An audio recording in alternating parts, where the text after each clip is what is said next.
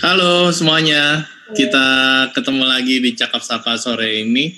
Kita bareng-bareng sama teman-teman semua yang di sini. Aku say hi dulu sama semua yang di GoPlay. Welcome.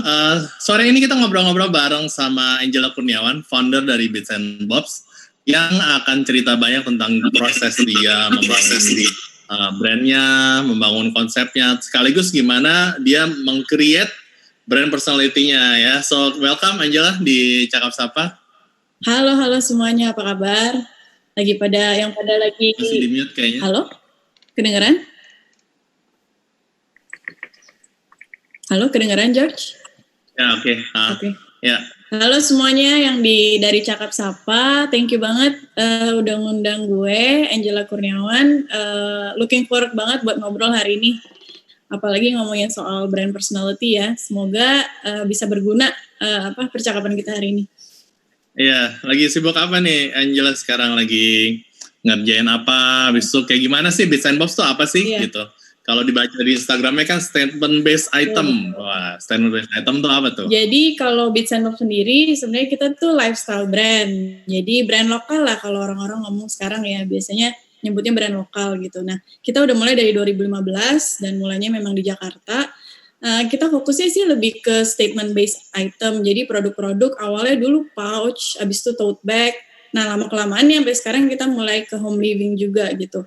Fokusnya juga kita lebih ke anak-anak milenial yang emang penggiat kreatif atau peminat kreatif. Jadi semenjak kayaknya waktu kita mulai itu belum terlalu marak ya. Kayak sekarang kan banyak banget nih produk-produk yang berbasis ilustrasi atau enggak produk-produk yang pattern gitu. Nah itu dulu pas kita mulai itu masih jarang banget gitu. Jadi kita mungkin salah satu yang di awal bikin brand-brand lokal juga dan itu seru banget sih. Maksudnya sampai sekarang kita masih bisa bertahan dan jalanin ini semua gitu. Nah kalau kesibukan sekarang sebenarnya mempersiapkan untuk Lebaran ya. Karena kan ini juga baru mulai puasa kemarin. Jadi buat yang lagi pada puasa juga semangat, dikit lagi nih ngabuburit ya, pada ngabuburit dengerin kita. Ya, jadi paling persiapan untuk kado Lebaran aja sih gitu. Oke, wah ada promo-promo apa aja nih, nanti bisa diceritain ya? Boleh. Nah, apa ya nih yang membedakan Bits and Bobs dibanding produk lain gitu yang relatable nih? Soalnya kan banyak banget ya, kalau sering Bits and Bobs bikin acara bazar atau acara apa gitu. Itu kan yang datang tuh teman-teman kreatif biasanya dan emang dipakai gitu ya. Lagi naik busway dipakai, lagi acara dipakai, emang ada. Nah, apa itu yang ngebedain? Nah, kalau kita memang awalnya itu kan pas tahun 2015, kebetulan gue berhenti kerja. Jadi dulu tuh seperti yang udah di info juga sama George ya, kalau memang background saya di advertising gitu, graphic design, dan memang sudah bekerja 5 tahun sebelumnya di beberapa tempat gitu. Nah, ketika akhirnya memutuskan berhenti kerja, itu gue perlu waktu sekitar 10 bulan sih untuk mencari apa sih voice-nya atau personality-nya Bits and Bobs itu. Jadi memang salah satu hal yang penting banget saat itu adalah diferensiasi gitu.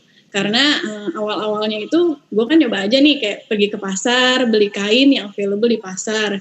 Terus gue beli kain yang pattern gitu. Nah, habis itu gue bikin aja nih kayak pouch atau tas yang dari pattern itu.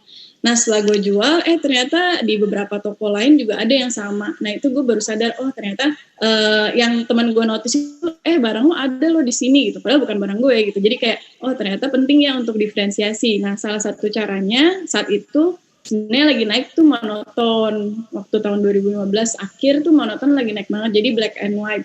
Nah, waktu itu gue pakai pattern yang kain polos, kanvas polos. Habis itu secara formatnya waktu itu baru juga, itu pouch bolak-balik, jadi yang bisa dipakai luar dalam. Nah, gue kepikir apa ya kira-kira idenya yang berhubungan dengan bisa dibolak-balik gitu. Nah, itu saat itu personality, jadi main di kata-kata seperti artis, baliknya desainer, terus fotografer juga bisa jadi desainer juga gitu, ada ilustrator, dreamer. Nah, itu salah satu pembeda yang saat itu membuat Bits and Bobs seperti sekarang gitu. Jadi memang kita tetap fokus dan konsisten dengan membuat sesuatu yang personal, terus juga simple dan juga fungsional. Gitu sih George. Oke, asik banget. Nah, pengen tahu nih kayak gimana sih, kita coba play dulu ya profilnya Bits and Bobs ya di videonya. Ketika saya kembali ke Soalnya Jakarta, asik banget saya tuh, Bang. melihat bahwa millennials were on the rise. Mereka adalah generasi yang suka sharing, menunjukkan siapa diri mereka dan apa yang mereka suka. Produk kami hadir sebagai cara untuk mengekspresikan diri mereka. Bits and Bobs adalah brand lifestyle yang fokus membuat statement bags dan stationery yang simple, personal, dan fungsional. Produk kami berbicara langsung melalui copywriting kepada konsumen. Produk signature kami adalah 2-in-1 bags yang bisa digunakan luar dalam sesuai dengan personality-nya. Harapannya bahwa produk kami tidak hanya menjadi komoditi, tapi menjadi bagian dari diri mereka. Bits and Bobs mempunyai arti assortment of little things. Kami percaya bahwa dari hal-hal kecil bisa membawa dampak yang besar. Kami ingin menjangkau lebih banyak anak muda Indonesia agar mereka dapat mengekspresikan ide dan perasaan mereka melalui Bits and Bobs. Nah, itu tadi tuh videonya. Jadi nanti kita bisa show lagi ya beberapa ini biar orang dapat feel-nya nih. Jadi personality-nya soalnya beda banget nih, distinktif, dan memang nggak ada kayaknya yang sama persis, yang benar-benar mirip sama karakter ininya ya, karakter brand terus diturunin jadi produk ya. Nah, pengalamannya gimana nih, Angel? Pertama kali waktu itu kan udah pernah kerja di agency ya, udah berapa tahun di London udah, Singapura juga udah, balik ke sini juga sempat agency lagi. Nah, prosesnya gimana building bisnisnya dari awal gitu, dari nol kan bukan latar belakang bisnis sebelumnya, habis itu juga belajar semuanya sendiri gitu, gimana tuh? Jadi sebenarnya awalnya sih memang dari ketertarikan ya, karena memang minatnya di mau membuat sesuatu, mau kreasi produk. Jadi mau belajar hal-hal lain juga gitu. Cuman mungkin kalau boleh gue share sedikit sebelumnya kenapa akhirnya berhenti kerja gitu ya, dan akhirnya bikin bisnis sendiri. Sebenarnya pengalaman kerja di luar itu atau tinggal di luar negeri itu berpengaruh banyak sih di keputusan gue untuk akhirnya berhenti dan bikin brand sendiri gitu. Jadi salah satunya itu ketika di London itu kan banyak museum ya, dan di museum itu biasanya museum-museum modern art itu biasanya ada tokonya gitu. Nah, gue senang banget kalau maksudnya ngelihat pamerannya juga senang, tapi yang bikin gue excited banget tuh ketika ke toko gitu. Entah kenapa gue punya fascination dengan produk gitu. Padahal memang backgroundnya kan advertising, jadi lebih ke iklan, ke sesuatu yang mungkin lebih 2D gitu, yang lebih printed gitu. Zaman itu kan belum terlalu digital ya. Jadi masih yang iklan-iklan di koran, iklan-iklan di majalah dan sebagainya gitu. Nah, dari situ gue memang sudah minat dengan komunikasi visual gitu. Gimana sih cara bikin konsep, gimana cara bikin ide. Tapi ketika gue lihat, produk itu juga bisa mengungkapkan sebuah ide ya, bukan cuma sebagai objek aja gitu. Nah, zaman itu tuh kayak dari ilustrasinya lucu-lucu, bahkan dari bentuknya juga lucu, atau dari message-nya juga lucu. Jadi itu benar-benar membuka wawasan gue banget saat itu, karena mungkin waktu itu di Indo belum ada. Nah itu jadi salah satu trigger gue sih saat itu untuk kayak one day gue pengen nih bikin produk kayak gitu, bukan kayak sampai mikirin mau bisnis kayak gimana sih, cuman pengen bikin produk kayak gitu. Bahkan kalau bisa gue juga pengen nih bisa ilustrasi dan bisa bikin produk juga berdasarkan ilustrasi itu gitu. Ya udah dari situ itu udah ada di dalam diri gue, tapi waktu kerja ya udah kerja aja, tetap memperkaya diri dan sebagainya. Selain di advertising juga sempet kerja di merchandising, nah itu membantu banget. Jadi waktu di London itu kerja di kayak misalnya bayangin aja brand Hello Kitty, terus mereka bikin produk macam-macam dari tas, notebook, sampai ke barang-barang home living juga gitu. Nah itu gue belajar cara aplikasi gambar itu menjadi dalam sebuah produk gitu. Nah itu memberi banyak input juga. Di situ gue juga dapat pengalaman untuk kayak ngasih ide kira-kira bikin produk apa lagi yang lagi orang perlu gitu. Ya udah dari situ pas gue balik Indo kerja setahun di agensi udah nggak sanggup kayak kerjanya tuh bener-bener long hours gitu loh George, kayak ya nggak tahu lah, pokoknya gue kayak udah gampang sakit terus stres segala macam gitu. Ya udah akhirnya gue meranikan diri untuk berhenti kerja gitu. Nah waktu berhenti kerja itu untungnya gue memberikan waktu juga sih 10 bulan untuk eksplorasi diri, karena saat gue mulai gue belum tahu Bits and Bobs itu seperti apa kan gitu. Jadi masih explore kira-kira mau bikin produk apa, message-nya apa dan sebagainya gitu. ya udah saat itu gue sebenarnya juga akhirnya merasa sesuatu yang kurang, jadi gue les jahit. Waktu itu les jahit karena emang mau bikinnya produk, jadi gue les jahit. Kenapa sih perlu les jahit? Sebenarnya nggak perlu banget, tapi gue merasa kayaknya gue perlu mengerti produk, maksudnya gimana cara membuat itu gitu, untuk tahu kayak nanti misalnya komunikasi ke penjahit dan sebagainya. Nah jadi step pertama yang waktu itu gue lakukan adalah les jahit gitu. Nah, habis itu gue mulai ikut bazar-bazar tuh. Zaman itu udah mulai ada tuh bazar-bazar art market, sebagainya gitu kan. Ya, dari situ produknya waktu itu masih kayak, kadang gue ada juga yang beli, terus gue jual lagi. Cuman gue juga bikin pouch gitu, pouch yang, ya itu yang gue bilang beli di pasar, terus gue bikin pouch. Nah, itu gue jual lagi kayak gitu. Ya udah dari situ, sampai akhirnya gue di bulan ke-10, gue membuat 2-in-1 sling pouch, yang memang monokrom, jadi satu sisi hitam, satu sisi putih, dan itu dengan identitas itu anak-anak kreatif gitu. Karena gue tahu background gue di agency juga, jadi gue tahu nih kayak copywriter kadang mereka art director kadang mereka juga mikirin copywriting gitu. Jadi gue bikin pouchnya tuh dua sisi art director dan copywriter gitu. Ya udah dari situ pas gue ikut bazar waktu itu namanya Catalyst Art Market di tahun 2015 itu langsung sold out. Jadi gue bikin belum banyak sih waktu itu kalau nggak salah 3 lusin dan itu langsung sold out karena memang yang datang marketnya juga anak-anak agency gitu. Jadi pas banget deh ya udah sejak itu gue mulai meyakinkan diri oh ya ini identitas yang gue mau jalanin gitu, sesuatu yang memang merupakan personality memberikan identitas untuk para orang-orang yang memakai produknya gitu. Nah dari situ sih, ya sebenarnya dari situ panjang banget perjalanannya. Jadi gue juga baru baca buku. Ternyata emang penting kalau buat seorang business person itu untuk jadi generalis, bukan spesialis gitu. Jadi bisa belajar semua hal, mau belajar semua hal gitu. Kayak dari finance, bookkeeping, sampai marketing, sampai sales juga semuanya gue belajar sendiri gitu dari awal. Gitu sih. Jadi emang banyak banget step-stepnya. I see. Jadi itu ya, jadi memang evolving dan memang perlu ada proses permenungan juga di dalamnya. Kirim brandnya segala macam gitu. Wah, itu asik banget sih emang kayak gitu. Nah, sekarang kita mau sapa dulu nih, ada berapa yang udah di chat, ada beberapa, ada Edi, ada Roberto, ada Alfani. Hai semua teman-teman yang live juga, yang ada yang kalau ada yang mau nanya boleh langsung aja ya, ketik aja di chat atau mau kirim-kirim virtual gift, kirim cilok, kirim bunga sama teman-teman yang lain juga monggo. Langsung aja. Habis itu gini. Oke, sekarang gimana nih kita proses dari pertama kali create brand personality-nya sampai sampai jadi seperti sekarang, trial and error. Dulu sempat ada produk itu ya yang lumayan laku juga, IC Fan ya. Iya betul. Wah itu di awal banget. Iya. Perjalanannya ya sebenarnya banyak sih. Jadi salah satu hal yang pastinya gue tadi yang nggak tahu soal bisnis side-nya gitu ya. Jadi waktu itu gue ikut inkubasi bisnis. Nah itu berkesempatan dapat mentoring gitu dari Coworking. Sekarang kayak Impact Hub namanya di Kemang. Nah itu kita kayak cuman beberapa brand dari Jakarta sama Bandung, brand-brand yang baru. Nah di situ gue belajar banyak sih kayak lo harus mencatat pengeluaran lo gitu kayak.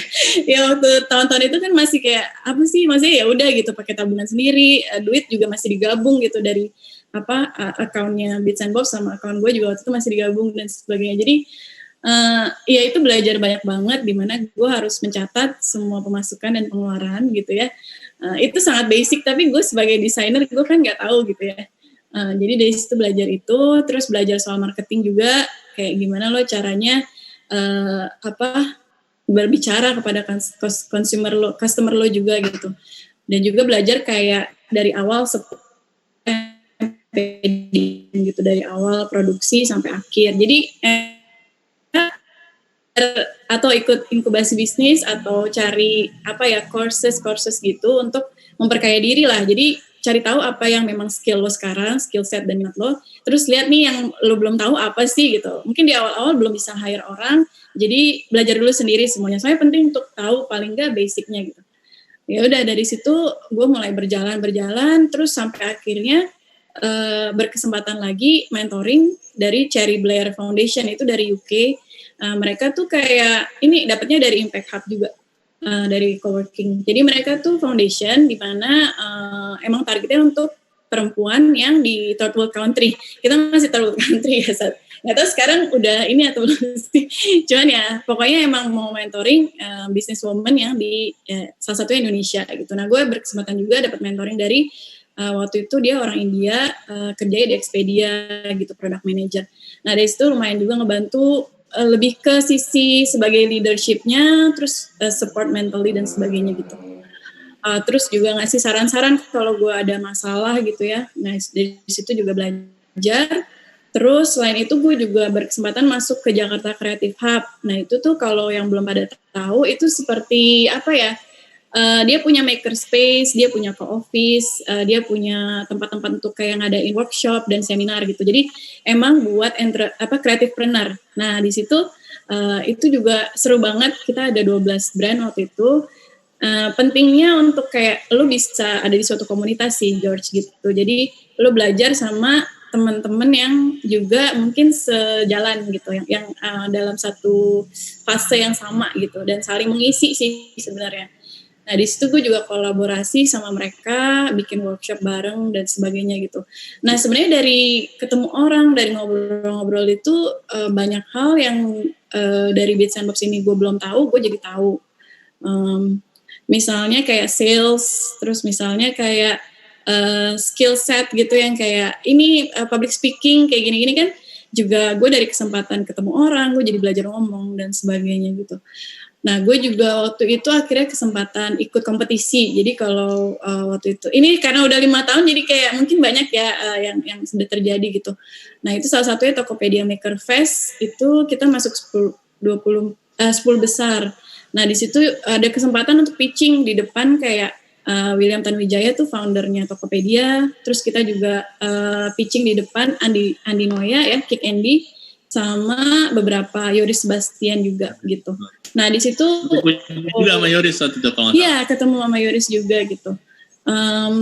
Sama Subiantoro itu kok George siapa ya, Aris ada deh satu orang itu kayaknya lo kenal soalnya ya. Nah di situ belajar untuk bikin kayak pitching deck gitu ya, kayak benar-benar mikirin Bits and Bobs ini visinya apa ke depannya dan gimana caranya bisa expand gitu. Nah kayak gitu. Jadi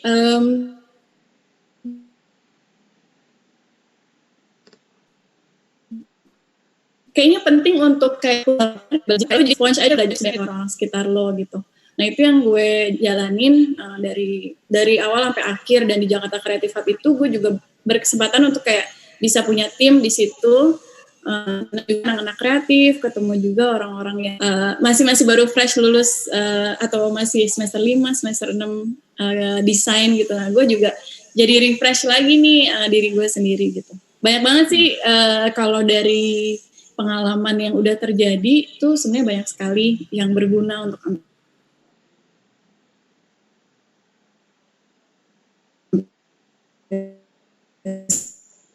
sekarang. Balik lagi ke passion kali ya. Kalau kita kayaknya bakal selalu punya bensin untuk ngelakuin apapun untuk maju ya.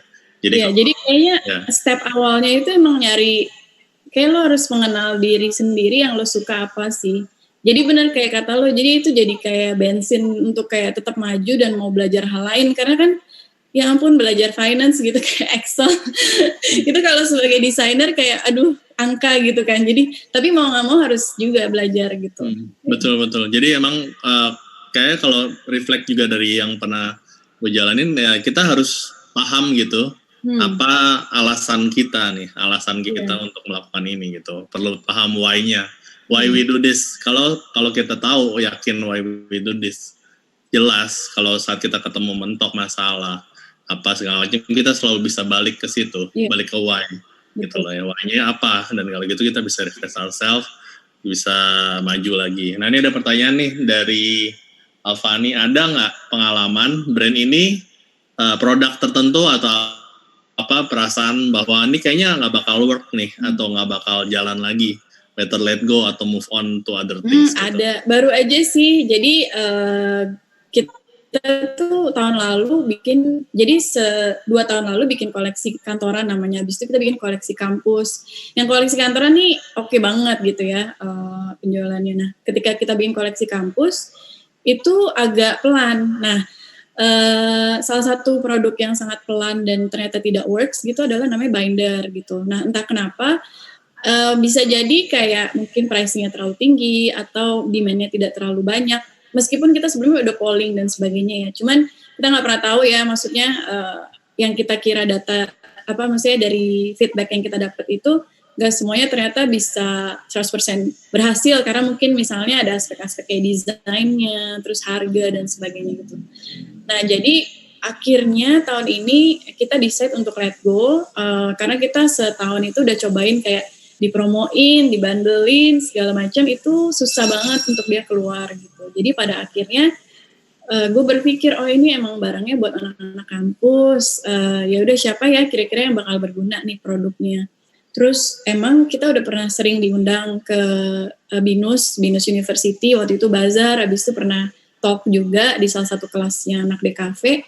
Ya udah gue kontak aja teman gue ini, memang dulu teman dari advertising agency juga, dia desain udah. Terus mereka dengan buka mau menerima gitu produk binder ini karena memang akan berguna kan buat anak-anak muridnya gitu. Jadi itu sih salah satu produk yang akhirnya kita let go sih. Thank you banget untuk pertanyaannya. Ada itu ya, intinya mencoba aja ya.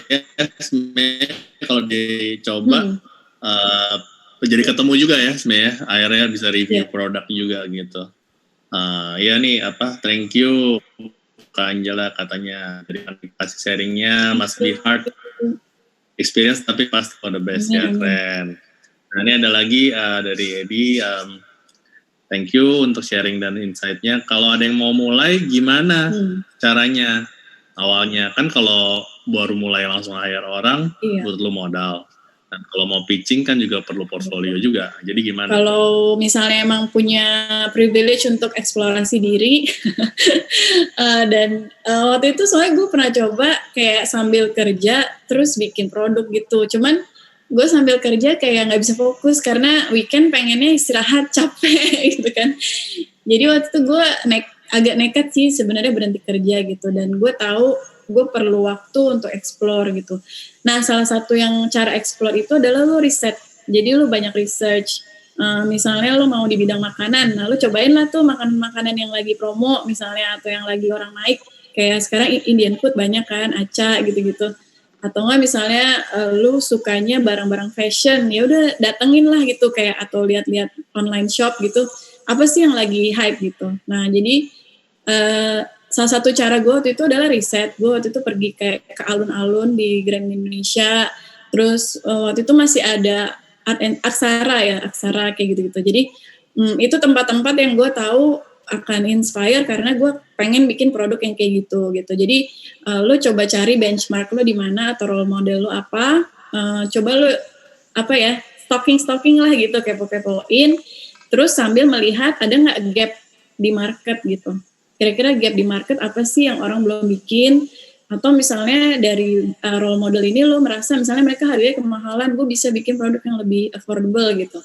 Nah itu bisa jadi awal sih kalau menurut gue. Tapi yang paling penting lagi itu passion lo apa. Jadi kalau buat gue sih paling enggak, karena mungkin ada sih orang yang bisnis banget ya, nggak terlalu mikirin passion gitu. Emang dia jiwanya dagang misalnya, itu nggak apa-apa juga. Emang dia tahu kayak di mana yang laku, gimana cara jualnya, itu oke juga gitu. Tapi kalau lo emang mau based on passion, lo cari tahu dulu sih apa yang lo suka, terus lo riset pasar sambil mencari gap di pasar itu apa. Terus mulainya dengan kecil-kecil dulu aja, nggak usah gede-gede. Karena itu yang gue belajar juga, validasi market. Jadi ketika lo misalnya waktu itu kalau gue mulainya dengan art market, bayarnya nggak terlalu mahal, terus paling cuma weekend gitu kan. Nah dari situ lo bisa lihat market nih suka nggak dengan barang lo, atau nggak misalnya nggak mau keluar duit, lo forward aja ke teman-teman, menurut lo gimana barang ini gitu, oke nggak, kalau harganya segini gimana kayak gitu. Itu sih awal mulanya menurut gue ya, sebelum lo kayak hire orang karena itu mahal. Ya betul. Ya, yang penting riset penting ya, kita tahu demand-nya sejauh apa. Kayak misalkan taruhlah bikin, ya ini kalau dalam konteks advertising ya, kita mau adaptasi iklan TVC dari Amerika atau dari Inggris atau dari India atau dari manapun buat tayang di sini gitu. Nah itu kan kita harus adaptasi juga, nggak bisa plek-plekan karena cara orang ngomongnya beda, cara berrelasinya beda, yang asosiasi kata tertentu untuk di India atau di Inggris sama di Indonesia belum tentu sama asosiasinya, kayak gitu-gitu. Nah itu kan sama tuh yang dilakukan biasanya kita sebelum mulai syuting, belum mulai pre-pro, kita bikin FGD, ya kan, kita bikin FGD, undang orang-orang dari marketnya, gimana, dari situ kita baru ini, minimal FGD 1, jadi itu data untuk adaptasi yang sederhana itu aja. Kalau lagi membangun bisnis, kalau kita bangun bisnis kan kayaknya pakai banyak topi ya, kita banyak topi yang tadi itu yang lo bilang itu jadi generalis, kita harus tahu semua, kita ngerasain semua gitu, segalanya tahu semua. Jadi memang bedanya itu ya, itu mungkin kayaknya be brave ya, mungkin ya sebenarnya harus berani ya, be brave, coba gitu, dare to fail gitu. Kalau bukan sengaja untuk gagal, tapi berani, jangan takut gagal mungkin ya. Dari situ kita bisa minta feedback juga ya. Tadi kan juga udah sempat dibilang ya, minta feedback dari orang lain. Habis itu feedback dari klien juga kayaknya nggak selalu harus yang positif kali ya. Harus yang dapat yang negatif juga mahalan ya. Maksudnya kalau rasakan yang membangun, harus feedback negatif kita juga perlu. Karena kan di situ kita dapat yang realnya apa. Realnya dari orang lain pikir tentang brand kita, tentang produk kita spesifik itu apa. Ya udah, dari situ kan kita perlu koordinasi juga terus sama tim internal kita ya. Ya kan. Kalau begitu kan berarti kita, ya kalau jalanin sendiri tuh bener yang lo bilang, kayak perlu feedback, karena kalau lo jalanin sendiri kadang kita nggak tahu gitu sebenarnya orang tuh nangkepnya gimana gitu kan. Betul. Jadi emang penting kayak dapat feedback gitu ya. Iya, exactly. Dan yang itu kayak dua hal tuh, kita harus bangun tim, bangun luarnya juga gitu. Jadi fokus relasi sama market, sama klien, sama target audience. Tapi juga kita harus fokus bangun tim juga gitu. Pengalaman gue waktu bikin film Catatan Tanpa Selesai itu kan kita syuting 8 tahun ya. Sekarang lagi tayangkan di bioskop online. Nah itu yang dokumenter itu ya, dokumenter tentang Teater Online. Ya kita bikin treatmentnya sinema gitu. Habis itu juga yang challenging kan syuting 8 tahun itu, produksi 8 tahun yang panjang, footage-nya banyak, sempat ada footage yang hilang, manage timnya dan lain-lainnya. Itu belajar dari situ juga aku ngerasa sama tadi yang tadi lo bilang gitu, kita fokusnya sebenarnya harus satu, fokus apa yang ingin kita capai jelas dari awal, tapi juga along the way kita harus bangun timnya terus gitu loh. Kalau kita bangun timnya bagus, kayaknya memudahkan juga nanti di yang lain-lainnya gitu kan, kayak gitu. Jadi dari situ sebenarnya kalau gue lihat pengalaman lo ini ngebangun brand personality ini jadi kaya ya gitu ya, nggak gitu aja gitu, nggak jadi instan aja gitu. Iya betul. Nah gue juga pengen tanya sih, kalau lo sendiri gimana pengalaman lo building from scratch juga nih, George? Ya sebenarnya kurang lebih mirip-mirip lah gitu. Modalnya kan modal terus ya. Yang penting sih deliver kan kalau dalam hal bidang ini. Kita kerjaan kreatif itu kan kerjaan yang susah sebenarnya. Karena pengalaman gue, menurut gue kerja di film sama di entertainment tuh kerjaan yang sangat demanding dari segi fisik maupun segi mental. Jadi berat banget.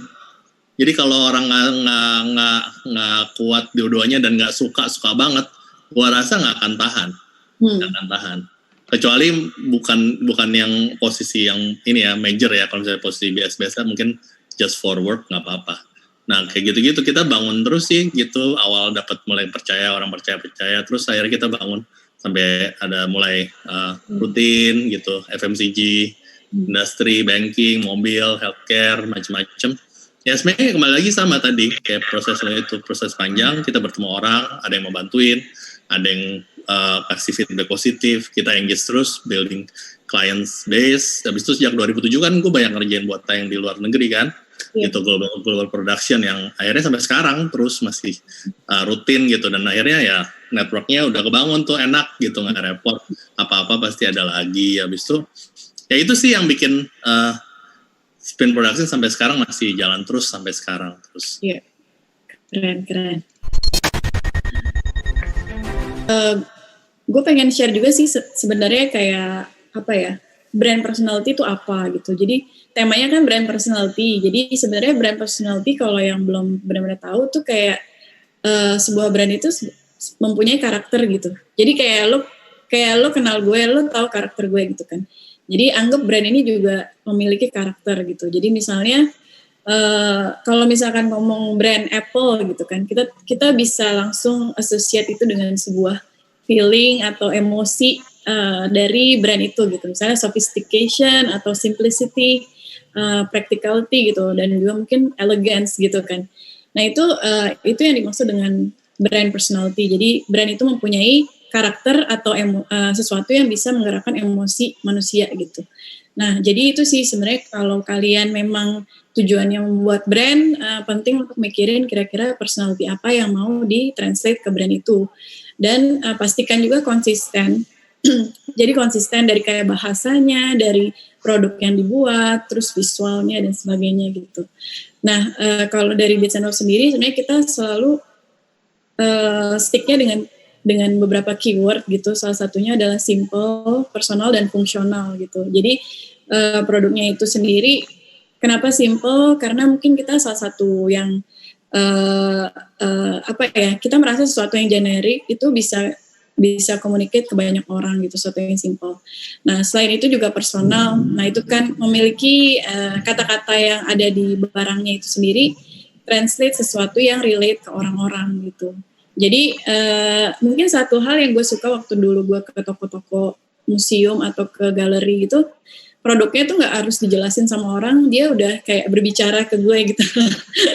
Jadi itu sih hal yang gue seneng banget dengan creating produk ini, di mana produk itu misalnya gue lagi taruh di toko apa, titik jual gitu, gue nggak harus ada di sana, tapi dia bisa berbicara sendiri nih ke calon pemiliknya gitu. Kayak gitu, itu personal, terus juga fungsional.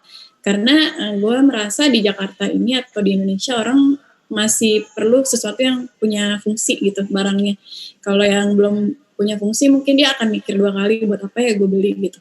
Nah itu 3 hal yang selalu jadi keyword gitu untuk brand Beats & Bob sendiri.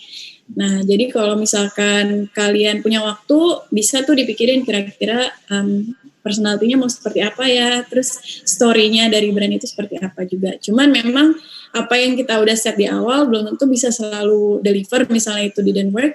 Ya udah, tadi sih gue kepikiran kata pivot sih George. Jadi misalnya memang belum works, nggak apa-apa untuk pivot, tapi pastikan itu juga tetap mungkin di jalur yang masih sama gitu. Iya betul. Kita nggak mungkin pivot kejauhan juga ya, itu namanya bukan pivot, itu jadinya ngesot. Jauh banget. Jadi kita harus fokus tadi tuh. Jadi gimana kita pikirin benar-benar story-nya dia, gimana dia mau relate sama konsumernya ya gitu ya. Emosi, yang penting ada emosinya, bukan cuma komoditi ya barang aja gitu, kayak ya itu orang dagang aja gitu. Feelingnya ada ya. Jadi ya, itu orang bisa ngerasa bangga juga tuh pas makainya ya. Betul. Ya, orang ini yang paling baru kayaknya ada ini ya, bantal teman rebahan yang baru. Lucu banget. Kayak gimana sih coba? Oh itu. Iya, jadi kalau gue boleh sharing ya, maksudnya awalnya kenapa teman rebahan gitu akhirnya ya. Jadi gue udah nemu bentuknya dulu, maksudnya gue tahu mau bikin bantal gitu kan.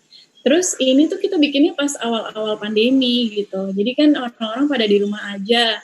Nah terus gue trigger kayak generasi rebahan gitu, banyak orang generasi rebahan. Ya udah terus beberapa keyword gitu, kata-kata muncul, tapi pada akhirnya memang teman rebahan nih yang paling pas gitu buat produk ini gitu sih awalnya. Yang lain-lainnya dong, mana dong, ada nggak itu yang apa? Ada. Yang paling yang tote bag ya. Tote bag ya. Ada tuh. Jadi ini salah satunya kayak jauh di mata dekat di Insta Stories. Jadi waktu itu ini juga awal-awalnya story, ya sekarang juga masih sih Insta Story masih lumayan naik ya. Cuma ini yang kalau misalkan gue taruh di bazar, orang pasti kayak ngedeketin ini gitu, entah kenapa kayak it speaks to them gitu. Jadi apalagi kan sekarang kayak banyak orang yang kayak baper-baper gitu ya. Jadi kata-katanya yang mengarah-arah ke sana gitu. Terus ada juga yang kolaborasi, salah satunya dengan ada namanya dia publisher independen gitu, Paul Santa. juga bikin the book bag. Nah, the book bag ini ada kayak satu slot, ya. ada kantong khusus buat satu buku gitu. Gitu.